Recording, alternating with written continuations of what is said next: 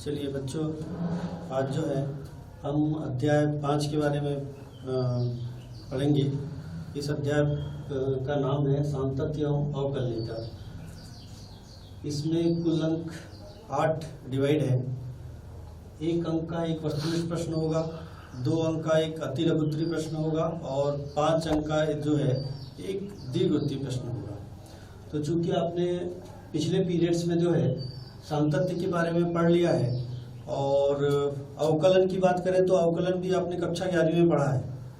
अवकलन भी आपके लिए नया नहीं है, फिर भी जो है अवकलन पर कुछ चर्चा करेंगे और उसके अवकलनीयता के बारे में, left hand derivative, right hand derivative और महत्वपूर्ण सूत्रों के बारे में हम चर्चा करेंगे। तो आज की हमारी विषय वस्तु होगी अवकल गुणांक। उसका भौतिक अर्थ क्या है, उसका ज्यामितीय अर्थ क्या है, साथ ही होगा फलन की अवकलनीयता के बारे में। फिर अवकलन के महत्वपूर्ण सूत्रों को एक बार फिर से रिवाइज करेंगे, क्योंकि हम 11वीं में तो पढ़े हैं लेकिन फिर भी समझते हैं कि भाई समय के साथ जो है कुछ भूलते जाते हैं, तो फिर से एक बार सूत्रों को रिवाइज कर लेंगे। उसके बाद प्रथम सिद्धांत से sin x या cos x या tan x वगैरह कुछ फलन होते हैं, किसी भी फलन का प्रथम सिद्धांत से अवकल गुणांक कैसे ज्ञात करते हैं ये भी हम आज सीखेंगे। अवकलनों का बीजगणित, जैसे मान लीजिए हमारे पास 2 या 2 से अधिक फलन है तो उनका योगफल का अवकलन निकालना है, उनके अंतर का अवकलन निकालना है, या यदि मान लीजिए कोई फलन जो है 2 फलनों के गुणनफल का है, गुणनफल से बना हुआ है, तो उनकी गुणनफल से कैसे अवकलन ज्ञात करना है ये भी सीखेंगे। साथ ही यदि मान लीजिए कोई फलन 2 फलनों का भागफल है तो 2 फलनों के भागफल का अवकलन कैसे ज्ञात करेंगे, इस सूत्र का भी प्रयोग करेंगे और इस सूत्र पर आधारित प्रश्नों को भी हल करेंगे। उसके बाद श्रृंखला नियम आता है कि जैसे हमने पढ़ा है फलन में कि यदि कोई फलन 2 या 2 से अधिक फलनों का संयोजन है, जैसे हम FOG योग F के बारे में पढ़ा है हमने, तो ऐसे फलनों को भी हम जो है अवकलन करेंगे। इसमें श्रृंखला नियम का पालन किया जाता है। उसी प्रकार कुछ अस्पष्ट फलन होते हैं कि जैसे हम जनरली मानते हैं कि y = fx, fx में जो है x स्वतंत्र चर है और y परतंत्र चर है। तो ये तो स्पष्ट हमको, यदि मान लीजिए y = fx है तो एक तरफ आपका y रहेगा परतंत्र चर, दूसरी तरफ x रहेगा, तो हम डेफिनेटली मतलब उसको बड़े इजी वे में कर लेते हैं। लेकिन कुछ ऐसे संयुक्त और अस्पष्ट फलन होते हैं जिसमें x और y दोनों के दोनों मतलब जो है कंबाइंड होते हैं, तो वहां पर जो है अभी ऐसे फलन जो है अस्पष्ट फलन कहलाते हैं। ऐसे फलनों का भी अवकलन हमें करना है। और फिर प्रतिस्थापन विधि के द्वारा, प्रतिस्थापन विधि, कुछ अवकलन ऐसे होते हैं जिनको यदि डायरेक्ट किया जाए तो डायरेक्ट करने में हमें काफ़ी दिक्कत होती है, और यदि हम वहाँ पर जो है कुछ प्रतिस्थापन कर लें, जैसे sin थीटा है, कहीं cos थीटा है, tan थीटा है, सूत्र के हिसाब से, जैसे मान लीजिए sin 2 थीटा का सूत्र का फॉर्म आ रहा है तो sin 2 थीटा वाला सूत्र वहाँ पर उपयोग करें। cos 2 थीटा वाला सूत्र यदि मान लो हमको ऐसा लगता है तो वहाँ पर cos 2 थीटा की सूत्र का प्रयोग करें। इसी प्रकार tan थीटा का भी प्रतिस्थापन में उपयोग करके हम जो है अवकलन को सरल बना सकते हैं। तो आज हम अब शुरुआत करते हैं अवकल गुणांक से। मान लो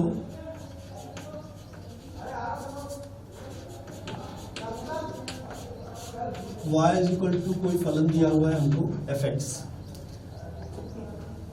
तो x में वृद्धि del x करने पर यदि y में वृद्धि del y होती है तो y + del x = fx + del x। पक्षांतर करते हैं हम,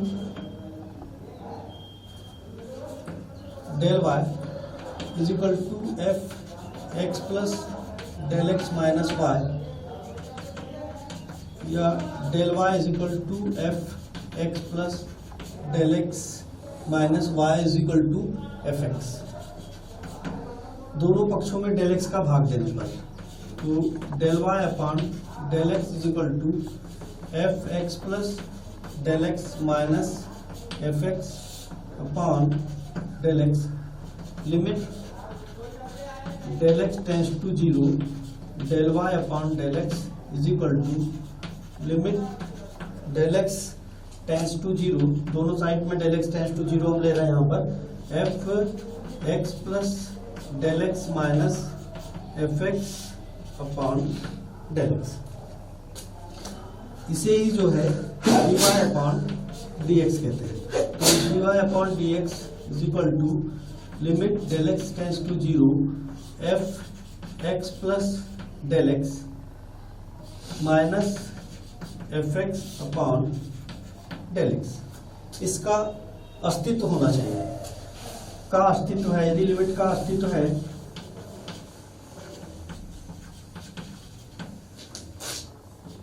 तो dy अपॉन dx, या इसे ही हम f डैश x कहेंगे, और limit h tends to 0 f x plus h minus f x upon h, del x बराबर h लिया। इसे यहाँ पर f डैश x को फलन एफ एक्स का अवकल गुणांक कहते हैं, और यही अवकलन की परिभाषा है। इसे अवकलन का प्रथम सिद्धांत भी कहा जाता है। तो यदि मान लीजिए फलन में x बराबर a पर फलन की अवकलनीयता ज्ञात करनी हो,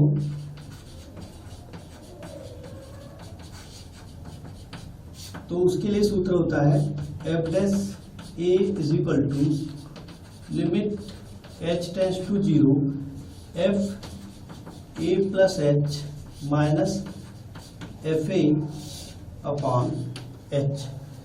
ये फलन के x बराबर a बिंदु पर फलन की अवकलनीयता कहलाती है। अब हमें ये बताना है कि कोई फलन अवकलनीय है क्या नहीं।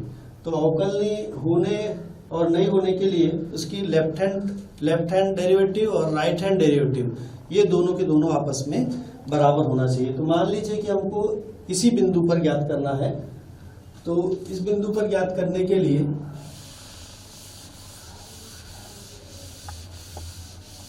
या ये कहें कि कोई फलन x बराबर a पर अवकलनीय है,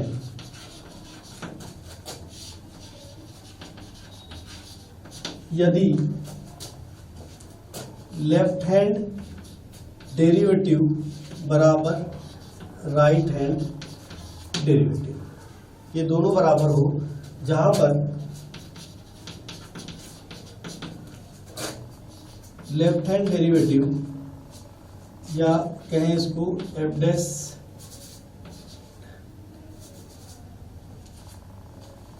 L F dash a limit h tends to 0 f a minus 0 minus of f a upon minus of h, ये लेफ्ट हैंड डेरिवेटिव है। इसी प्रकार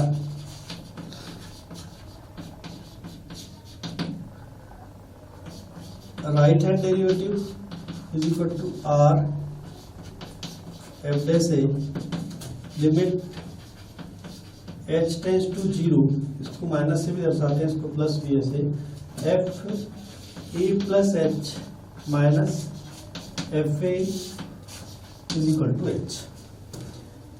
यदि लेफ्ट हैंड डेरिवेटिव और राइट हैंड डेरिवेटिव,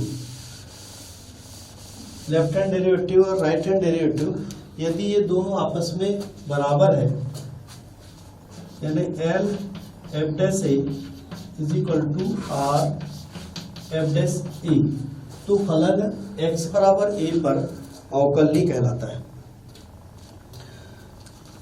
अब जैसा कि अब अवकलन के बारे में तो आपने पहले भी पढ़ा है, फिर भी जो है अवकलन का थोड़ा भौतिक अर्थ और ज्यामितीय अर्थ के बारे में देखते हैं। अवकलन का भौतिक अर्थ,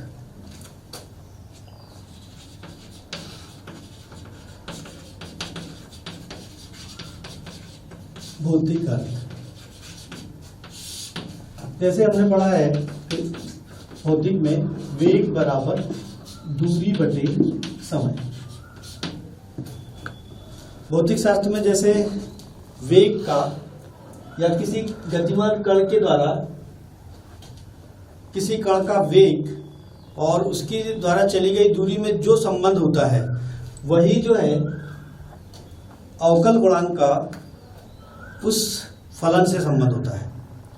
तो जैसे वेग का दूरी से संबंध है वैसे ही अवकल गुणांक किसी फलन के अवकल गुणांक का उस फलन से संबंध होता है। तो ये तो हो गई हमारी बात भौतिक अर्थ की। उसके बाद आता है हमारा ज्यामितीय अर्थ। अवकल गुणांक का ज्यामितीय अर्थ, तो इसको हम थोड़ा सा चित्र के माध्यम से पढ़ते हैं। ये मान लीजिए हमारा ग्राफ है और ये वक्र है।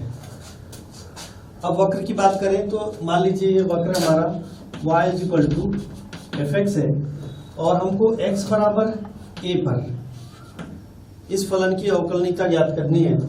मान लीजिए ये बिंदु हमारा P है और इसमें जो है h और वृद्धि कर लेते हैं। तो h वृद्धि करने, थोड़ी सी वृद्धि x में वृद्धि करने पर मान लीजिए अब हमारा यहाँ से लंब खींचे हम तो ये हमको बिंदु वक्र पर Q मिल गया। यदि बिंदु P की बात करें तो बिंदु P के जो निर्देशांक हैं वो a और f हो जाएंगे। अब h दूरी हम और यहाँ पर चले हैं तो ये हो जाएगा हमारा a + h। तो Q के निर्देशांक हो जाएंगे a + h और f a + h।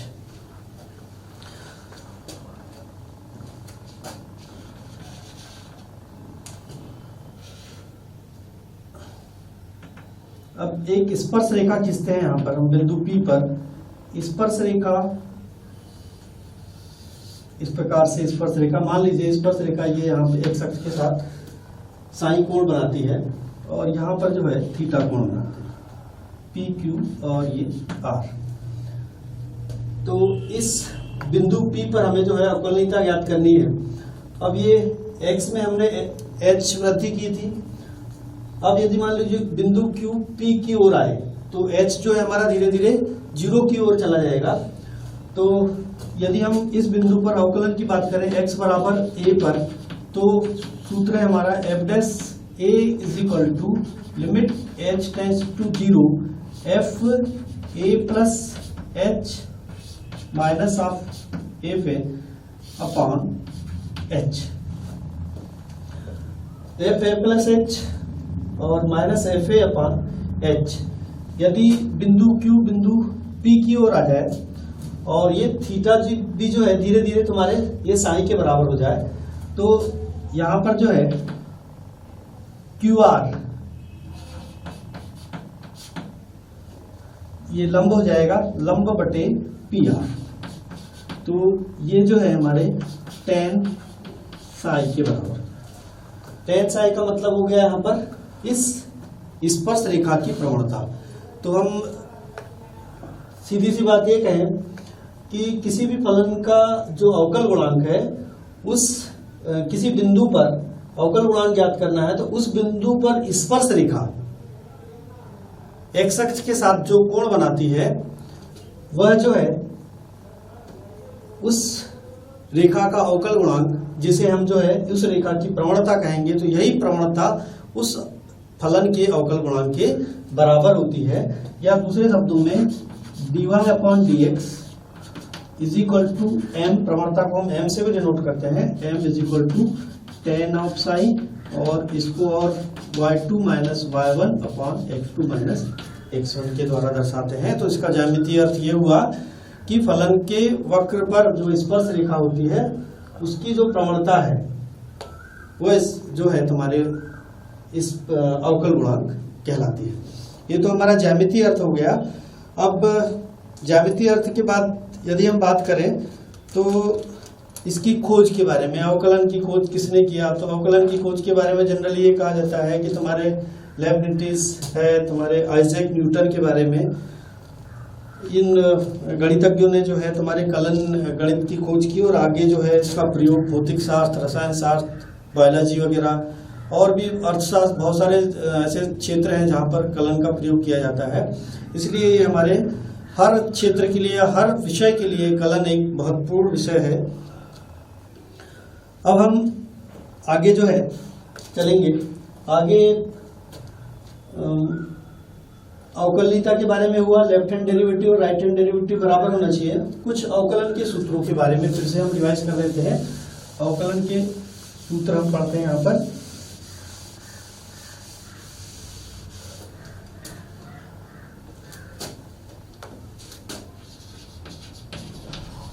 अवकलन की सूत्र, चूंकि आपने कक्षा 11वीं में पढ़ लिया है तो हम ज़्यादा डिटेल्स में नहीं जाएंगे, एकदम जल्दी जल्दी देख लेते हैं महत्वपूर्ण सूत्रों को। D upon d x x to the power n is equal to x to the power n minus 1, d upon d x e to the power x is equal to e to the power x, d upon d x log x, तो log x का 1 upon x होता है। इसी प्रकार कोई अचर फलन हो डी अपॉन डी एक्स सी, तो इसका 0 के बराबर होता है। अब कुछ त्रिकोणमितीय फलन की बात करें तो d upon d x sine x is equal to cos x, d upon d x cos x, तो इसका माइनस ऑफ साइन एक्स होता है। D upon d x tan x, तो टेन एक्स का सेक स्क्वायर एक्स। इसी प्रकार d upon d x cot x, तो cot x का minus cosec square x, d upon d x sec x, तो sec x into tan x, और d upon d x cosec x, तो minus cosec x into cot x. तो ये तो simple फलनों की अवकल गुणांक की बात हुई। अब इसी में जो है प्रतिलोम फलन, कुछ प्रतिलोम फलन लेते हैं। तो प्रतिलोम फलन में सबसे पहले हम ले लिया d upon d x sine inverse x, तो साइन इनवर्स एक्स का होता है 1 upon under root 1 minus x square. इसी प्रकार यदि हम कॉस इनवर्स एक्स का लें तो कॉस इनवर्स एक्स में और साइन इनवर्स एक्स के अवकल गुणांक में केवल चिन्ह का परिवर्तन है, -1 upon under root 1 minus x square. इसका आप अभ्यास करेंगे तो धीरे धीरे सब आपको याद करेंगे। और अभ्यास का मतलब यह है कि जो एक्सरसाइज में जो क्वेश्चन दिए हुए हैं उन क्वेश्चनों को आप हल करें तो ऑटोमेटिक आपको जो है सूत्र याद हो जाएंगे।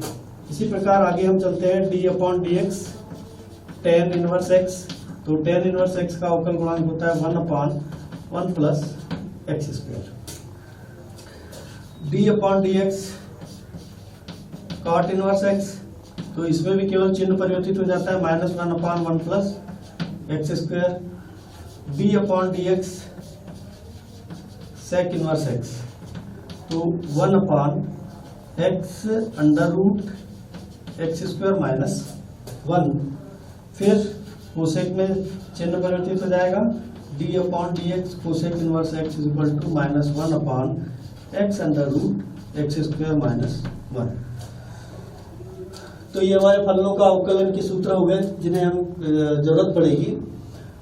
तो सिंपल सूत्र यहाँ पर ये त्रिकोणमितीय फलनों के बारे में हो गया और ये प्रतिलोम त्रिकोणमितीय फलनों के अवकल गुणांक के बारे में हो गया। अब हम जो है प्रथम सिद्धांत, जैसे कि हमने सूत्र पढ़ा था अवकल गुणांक का, प्रथम सिद्धांत से मतलब जो है कैसे हल किया जाता है, कभी कभी ये प्रश्न पूछ भी लिया जाता है। तो प्रथम सिद्धांत के बारे में, तो कोई भी एक फलन ले लेते हैं और उसका प्रथम सिद्धांत से अवकल गुणांक निकाल करके देखते हैं। तो उसी पैटर्न पर आप जो है आगे और दूसरे त्रिकोणमितीय फलनों को या प्रतिलोम त्रिकोणमितीय फलनों का भी अवकल गुणांक ज्ञात कर सकते हैं। तो चर्चा करते हैं साइन एक्स का प्रथम सिद्धांत से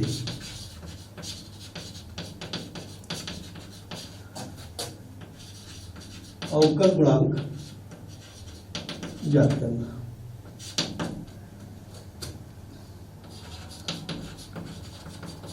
मान लो f x equal to sine x, ये फलन दिया हुआ है हमको। अब मान लीजिए हम x प्लस h इसकी चर्चा करें हम। x प्लस h यदि हम x में वृद्धि करें तो यहाँ पे भी हमारा हो जाएगा sine x plus h। F x equal to sine x, तो x में h की वृद्धि करें तो साइन x प्लस h। अवकलन की परिभाषा से, अवकलन की परिभाषा से हमारा सूत्र जो है f dash x is equal to limit h tends to 0 f x plus h minus f x upon h। ये हमारी अवकलन की परिभाषा होती है।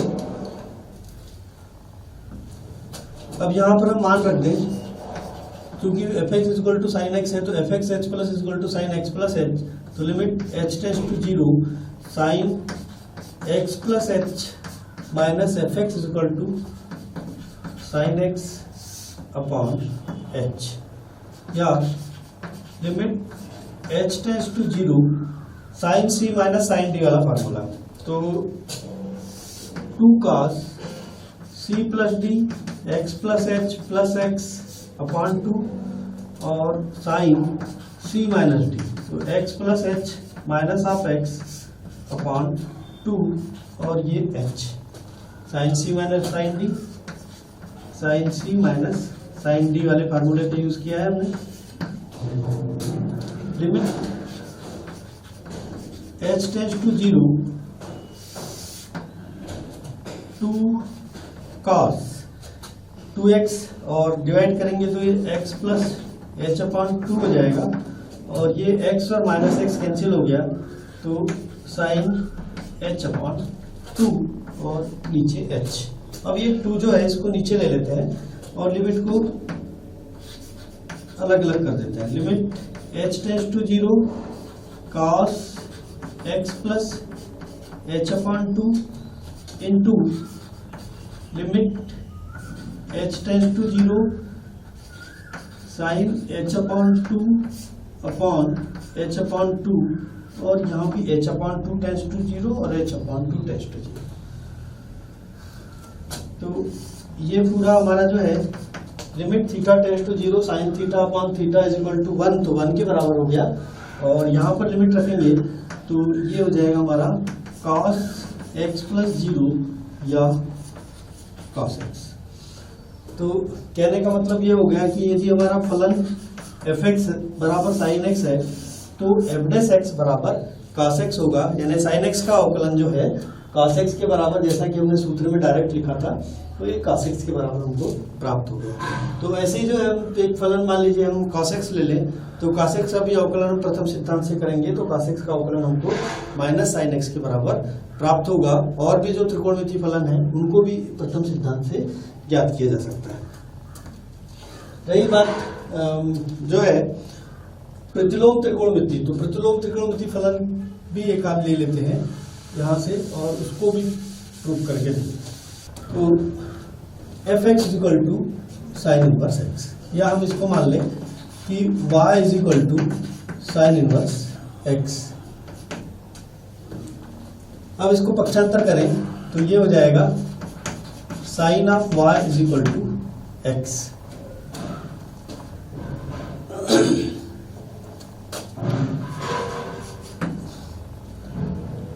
Differentiating with respect to x, तो साइन y का हो जाएगा cos ऑफ y, क्योंकि y परतंत्र चर है इसलिए dy अपॉन dx और x का 1 के बराबर, या dy upon dx is equal to 1 upon cos of y, या dy upon dx is equal to 1 upon under root of, इसको सर्वसमीका 1 से ऐसे लिख सकते हैं cos y is equal to under root of 1 minus sine square y।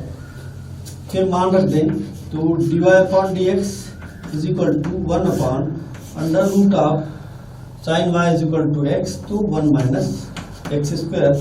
तो ये हमको प्रतिलोम फलन साइन इनवर्स x का भी प्रथम सिद्धांत से अवकल गुणांक कैसे ज्ञात करना है हमने इसको संक्षिप्त विधि से देख लिया। इसको भी प्रथम सिद्धांत से हम देख सकते हैं, संक्षिप्त विधि है यहाँ पर ये। इसको संक्षिप्त विधि कहा है।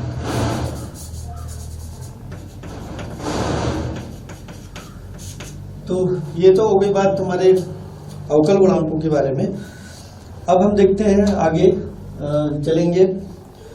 यदि जैसे कि चर्चा किया था मैंने, दो या दो से अधिक फलन है तो उनका योगफल दिया हुआ है, उनका अंतर दिया है या उनका गुणनफल दिया है, तो ऐसे फलनों का अवकल गुणांक हम कैसे ज्ञात करेंगे।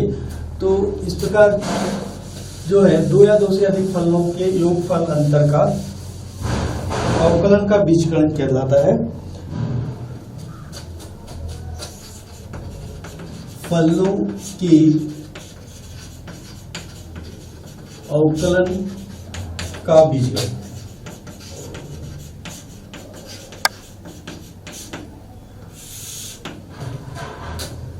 मान लो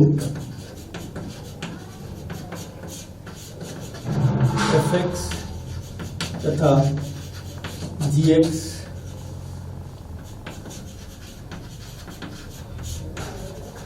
दो फलन है। तो d/dx यदि ये योग के रूप में दिए हैं fx प्लस gx, तो d/dx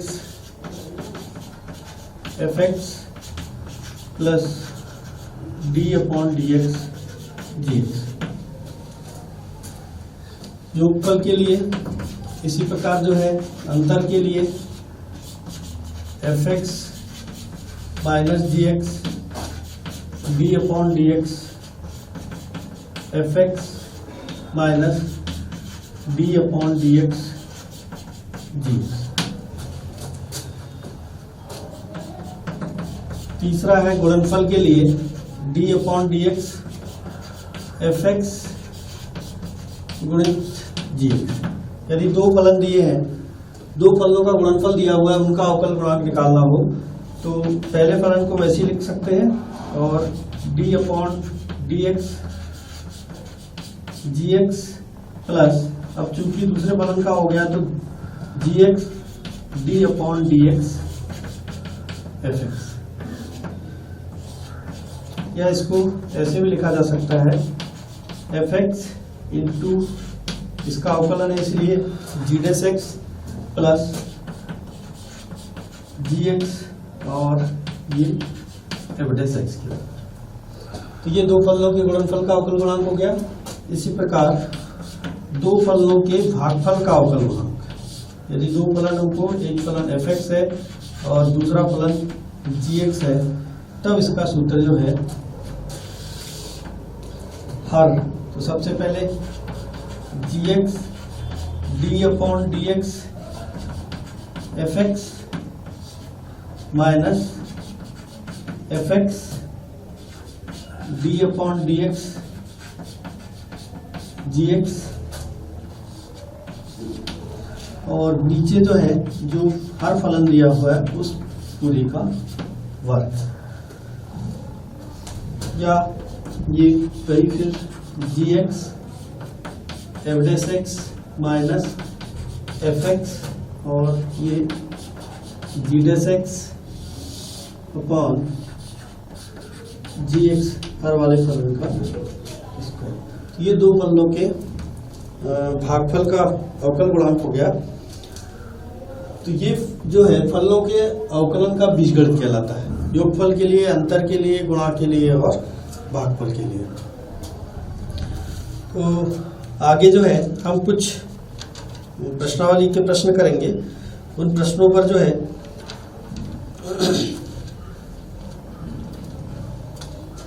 कुछ महत्वपूर्ण प्रश्न जो परीक्षा में पूछे जा सकते हैं, आपके ऑब्जेक्टिव में कुछ आ सकता है या फिर जो है डिस्क्रिप्टिव में बड़े प्रश्नों में भी हो सकते हैं। तो प्रश्नों को हल करते हैं।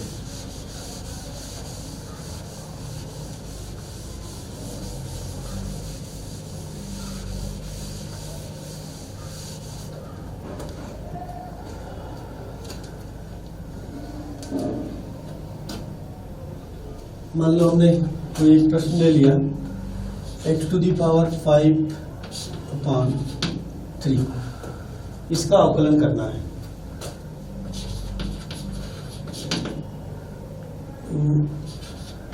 x to the power 5 upon 3 differentiating with respect to x के सापेक्ष अवकलन करने पर x के सापेक्ष अवकलन करने पर तो d upon d x x to the power 5 upon 3।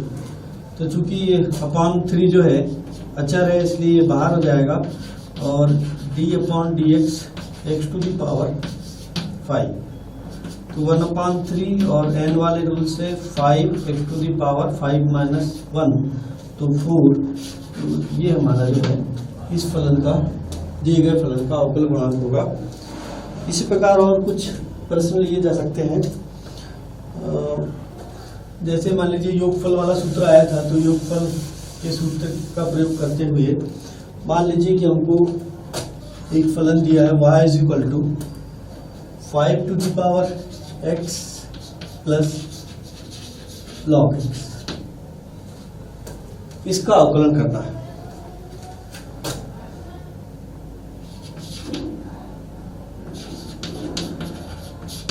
पहले प्रश्न को लिख लें y is equal to 5 to the power x plus log x।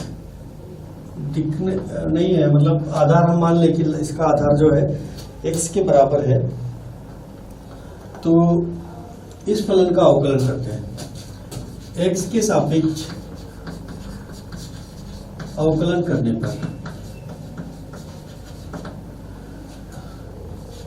d upon d x y is equal to d upon d f 5 to the power x plus log of x। या ये हो गया हमारा dy upon d x d upon d x 5 की power x प्लस d upon d x log of x। a to the power x वाले rule से 5 to the power x log e 5 और log x का अवकलन हो जाएगा 1 upon x। तो ये आ गया हमारा इस फलन का अवकल गुणांक। इस प्रकार जो है दो फलन अलग थे। एक फलन था e to the power x type का यानी 5 टू द पावर x और दूसरा जो है log प्रथम फलन log x होगा।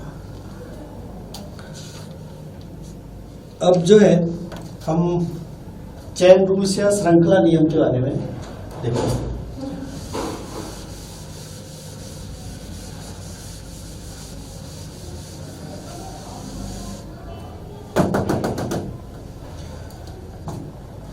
जैसे फलन का फलन, जैसे कोई मान लीजिए कोई फलन है दिया हुआ है y is equal to f x, ये फलन ऑलरेडी किसी दूसरे फलन का फलन हो तो ऐसे दिए गए फलन को फलन का फलन कहते हैं।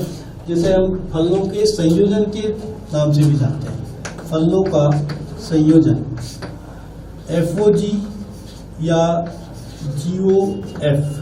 जैसे FOG की बात करें FOGX तो इसका मतलब होता है FG ऑफ x। तो यहाँ पर जो है FGX भी एक फलन है और उसके फलन का F फलन है। तो ऐसे फलनों का जब अवकल गुणांक निकाला जाता है तो एक श्रृंखलाबद्ध मतलब जो है अवकलन होता है, इसलिए इसको जो है श्रृंखला नियम या चेन रूल्स कहते हैं। मान लो श्रृंखला नियम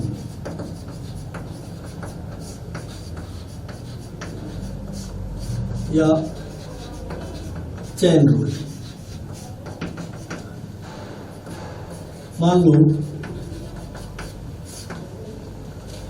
y u का फलन है तथा u x का फलन।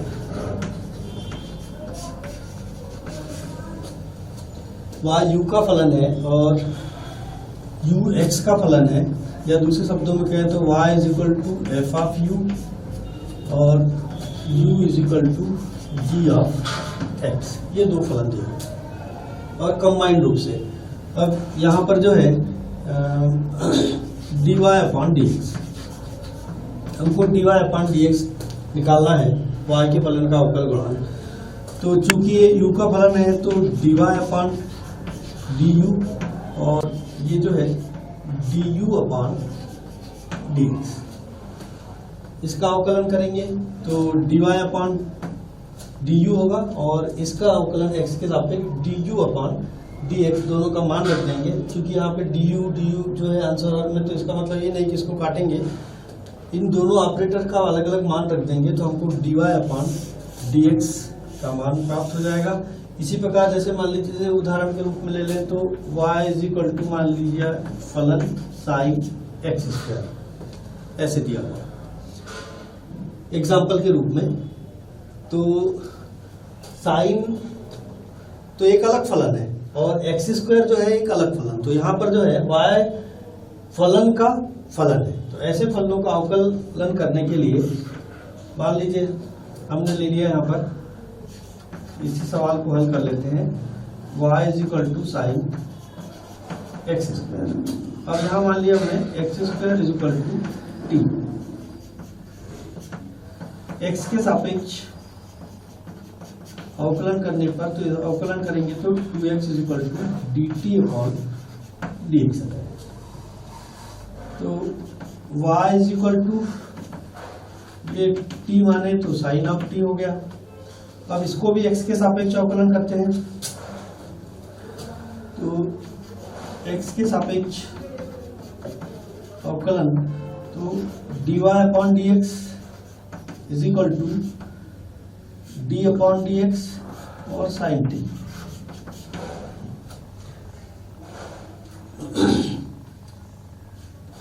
तो ये तो t है और x के सापेक्ष नहीं होगा, तो d upon dt sine t और dt अपॉन dx।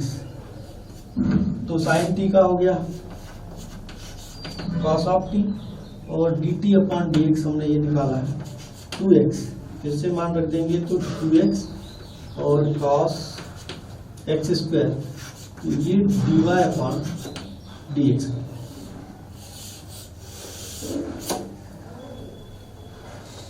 ये श्रृंखला नियम है, और जब कोई फलन का फलन दिया हो तो उस प्रकार से इसको t मान के हल किया जाता है।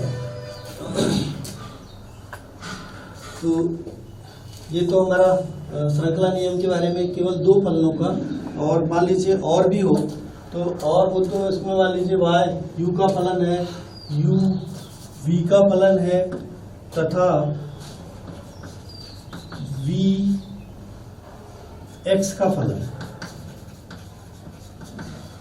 और भी कॉम्बिनेशन में मान लीजिए बड़े फलन दिए हुए हैं, ऐसी स्थिति में कि y u का फलन है, u v का फलन है तथा v x का फलन है,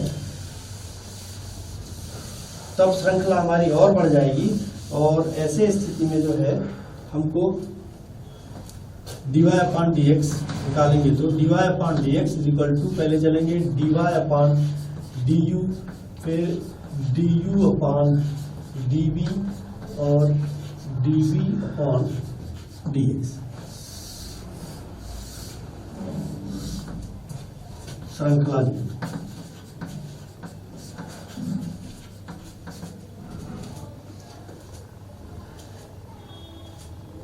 इसका एक क्वेश्चन देखते हैं।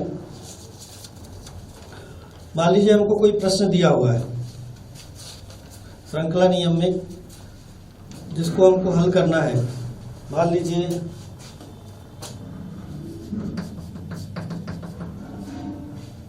एक हमने क्वेश्चन ले लिया,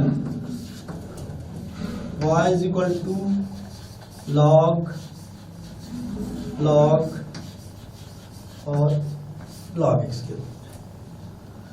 अब यहाँ पर हमको जो है u का, v का और x का प्रयोग आएगा, तो इसे हम थोड़ा डायरेक्ट करने की भी कोशिश करते हैं। सबसे पहले ये फलन ले लिया हमने, y is equal to log of x। सबसे पहले तो ये माने कि हमारे पास केवल log x है, केवल जो है log है, और ये इसको हम थोड़ा सा ऐसे रखें कि इसको छुपा रहे हैं हम यहाँ पर, तो केवल log x है। तो ये मान के चले कि पहले हम log x का अवकलन कर रहे हैं, तो log x का अवकलन यानी 1/x के रूप में हो जाएगा, differentiating with respect to x। तो dy/dx is equal to d/dx log, और यहाँ से ऐसे ब्रैकेट लगा दे समझने के लिए, log फिर log x और ये ब्रैकेट क्लोज। तो केवल हमको log x को देखना है। तो 1/, चूंकि चैन श्रृंखला है, फलन का फलन है, तो 1/x, तो 1/x के स्थान पे पूरा ये ब्रैकेट आ जाएगा। तो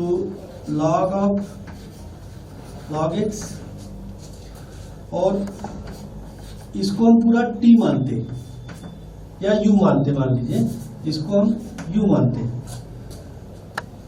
फिर इसका अवकलन करेंगे जिसको हमने u माना, log ऑफ x। आगे चलेंगे तो 1/log ऑफ x, और यहाँ भी ये सोचे कि केवल log है, तो 1/log इसका हो जाएगा 1/log x, और फिर से अवकलन ये आगे बढ़ेगा b के लिए, तो d/dx log ऑफ x। तो ये कुल मिलाकर हो गया 1/log of x into 1/log x, और log x का अवकलन 1/x हो गया। तो ये हमारा चैन श्रृंखला के द्वारा dy/dx प्राप्त हो गया। इसी प्रकार कुछ महत्वपूर्ण प्रश्नों को और देखते हैं हम। श्रृंखला नियम हुआ, फिर कुछ अस्पष्ट फलन होते हैं, जैसे कि मैंने चर्चा किया था, कुछ अस्पष्ट फलन होते हैं। तो अस्पष्ट फलनों को जो है हमें कैसे सॉल्व करें वो हम देखते हैं श्रृंखला नियम के बाद।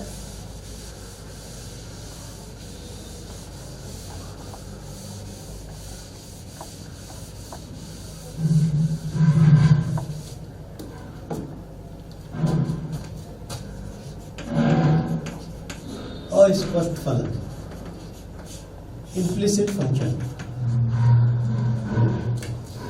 मान लीजिए हमको ऐसा कुछ क्वेश्चन दिया हुआ है, x² plus xy plus y² is equal to 100, और इसका अवकलन करने के लिए कहा जाए।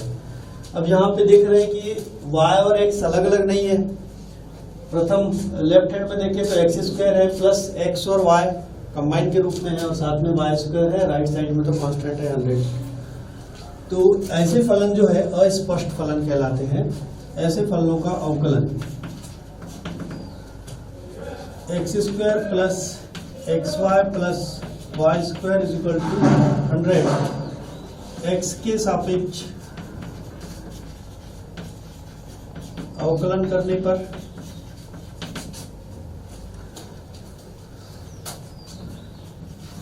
d/dx x² plus xy plus y² और d/dx ये 100। अब यहाँ पे अवकलन के बीजगणित का प्रयोग करेंगे, तो d/dx x² plus d/dx xy plus d/dy² is equal to 0, चूंकि ये अचर है।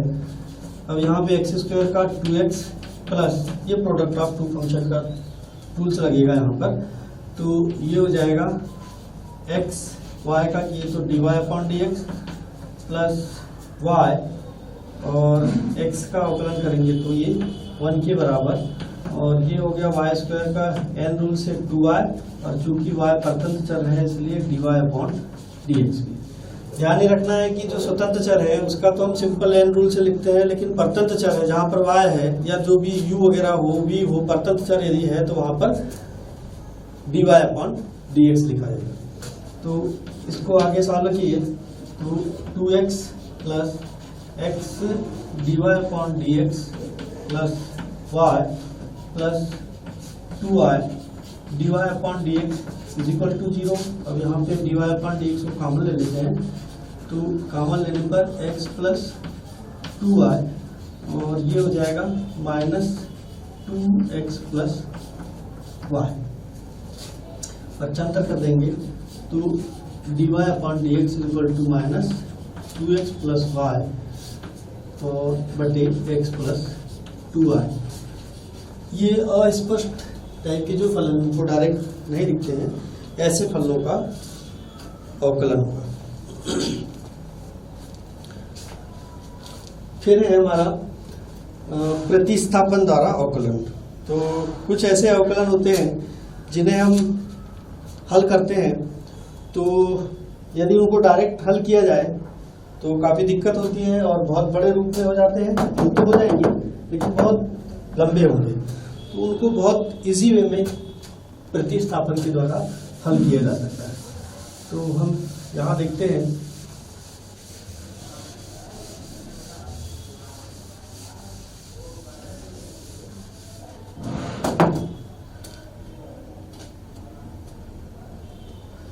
प्रतिस्थापन।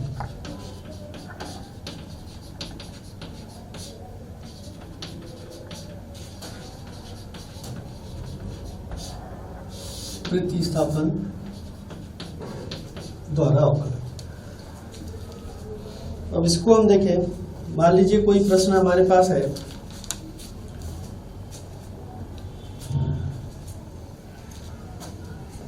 तो प्रश्न दिया है कि y is equal to sine inverse 2x upon 1 plus x square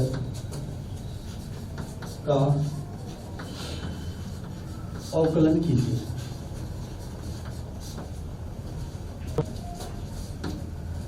मान लीजिए प्रश्न को हम साइन इनवर्स वाले फार्मूले से करते हैं तो काफी लेंथी हो जाएगा, और यदि हम इसको थोड़ा सूत्र का प्रयोग कर लें तो बहुत इजी वे में जो है ये क्वेश्चन सॉल्व हो जाएगा। देखिए कैसे करते हैं प्रतिस्थापन में।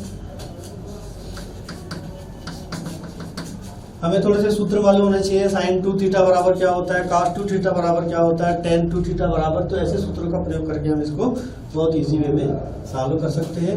तो y is equal to sine inverse 2x upon 1 plus x square, मान लीजिए क्वेश्चन है हमारा।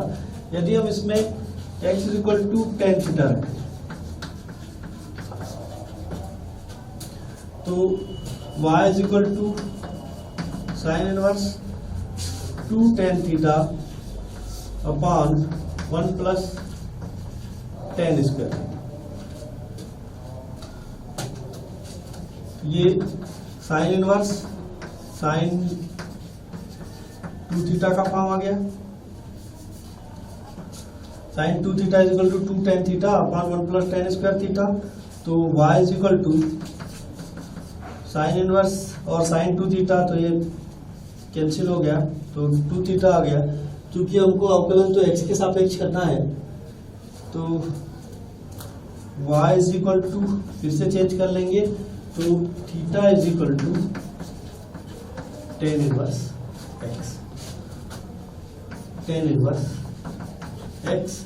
अब x के सापेक्ष अवकलन करने पर तो dy upon dx is equal to 2 और tan इनवर्स x का, जैसे कि आप लोग सब जानते हैं, पहले भी सूत्र बता दिया हमने, तो tan इनवर्स x का अवकलन 1 अपॉन 1 प्लस एक्स स्क्वायर। तो ये प्रतिस्थापन के द्वारा हो गया।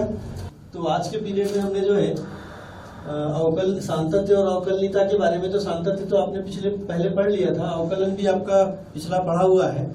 तो हमने जो पढ़ा आज, अवकल गुणांक के बारे में पढ़ा, अवकल गुणांक क्या होता है, उसका प्रथम सिद्धांत क्या होता है। दूसरी चीज जो है उसके प्रथम सिद्धांत से हमने साइन एक्स का अवकलन कैसे निकाला जाता है ये भी मैंने आपको बताया। अवकलन के भौतिक अर्थ के बारे में, तो भौतिक अर्थ के बारे में जैसे मैंने चर्चा किया कि भौतिक अर्थ क्या होता है अवकलन, ऐसा जनरली पूछा जाता है। तो अवकलन का मतलब सीधे यदि हम लोग फिजिक्स के किसी स्टूडेंट को बता रहे हैं, फिजिक्स में समझा रहे हैं, तो बोले कि जैसे वेग और दूरी का संबंध होता है, उसी प्रकार फलन और उसके अवकल गुणांक का संबंध होता है। फिर हम लोग गणित के स्टूडेंट हैं तो ये समझते हैं कि भाई गणित में अवकलन का क्या अर्थ है। तो ये हम प्रवणता के बारे में तो पढ़ते हैं। तो किसी फलन की स्पर्श रेखा एक्स एक्स के साथ जो कोण बनाती है तो वह उसका जो है अवकल गुणांक कहलाता है, या सीधे सीधे कह लें कि उस फलन का जो है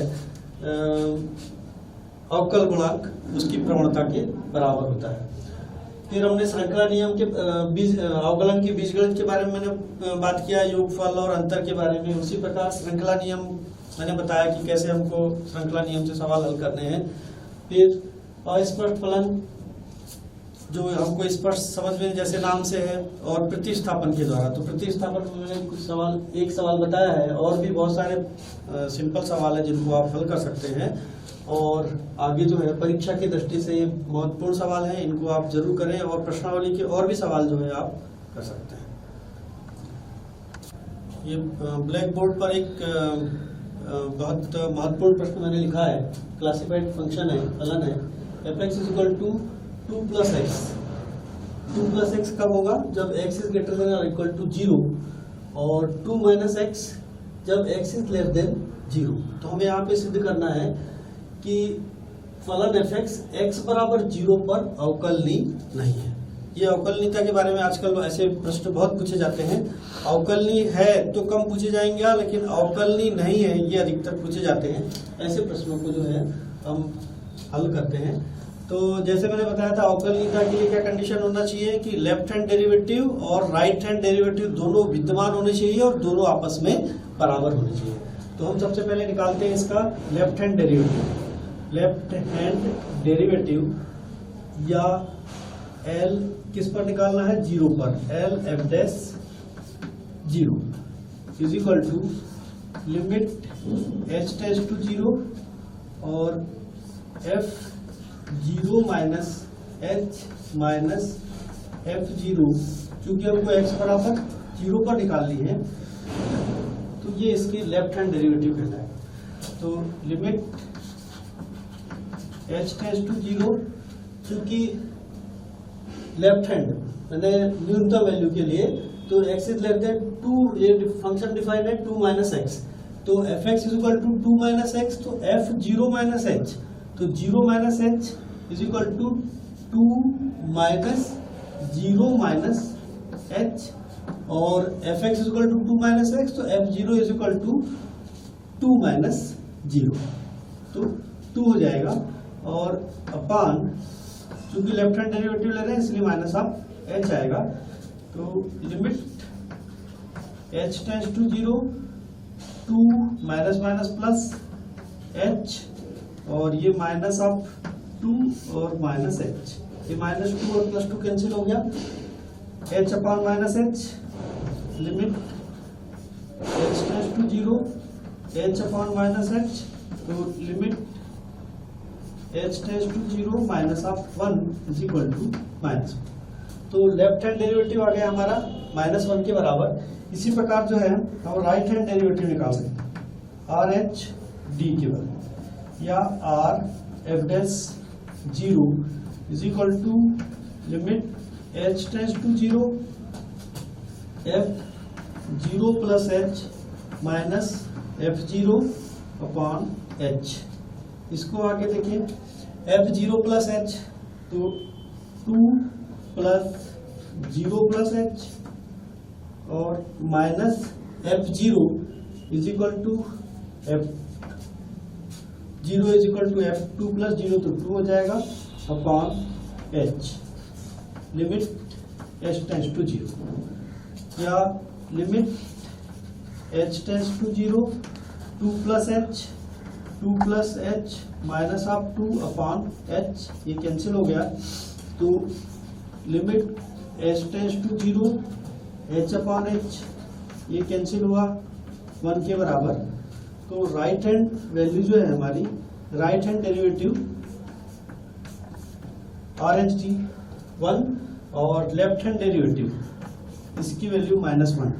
तो इसलिए LHD is not equal to RH(d), अतः x = 0 पर फलन अवकलनीय नहीं है। यदि ये दोनों आपस में बराबर होते तो फलन अवकलनीय होता, ये बराबर नहीं है इसलिए जो है ये फलन अवकलनीय नहीं है। ऐसी मैं एक आपको ग्रह कार्य के लिए छोटा सा प्रश्न लेता हूँ। मान लीजिए कोई fx = x² फलन दिया हुआ है और इसको आपको x = 1 पर अवकलनीय है, तो आपको जो है लेफ्ट हैंड डेरिवेटिव और राइट हैंड डेरिवेटिव दोनों के दोनों आप इसको सॉल्व करेंगे और सॉल्व करके देखेंगे कि ये दोनों के दोनों बराबर आते हैं। बराबर आते हैं मतलब अवकलनीय है और बराबर नहीं आते तो अवकलनीय नहीं है। ऐसे बहुत सारे एग्जांपल्स और प्रश्नावली में प्रश्न दिए हैं जिसको आप हल करके जो है परीक्षा की तैयारी के हिसाब से कर सकते हैं।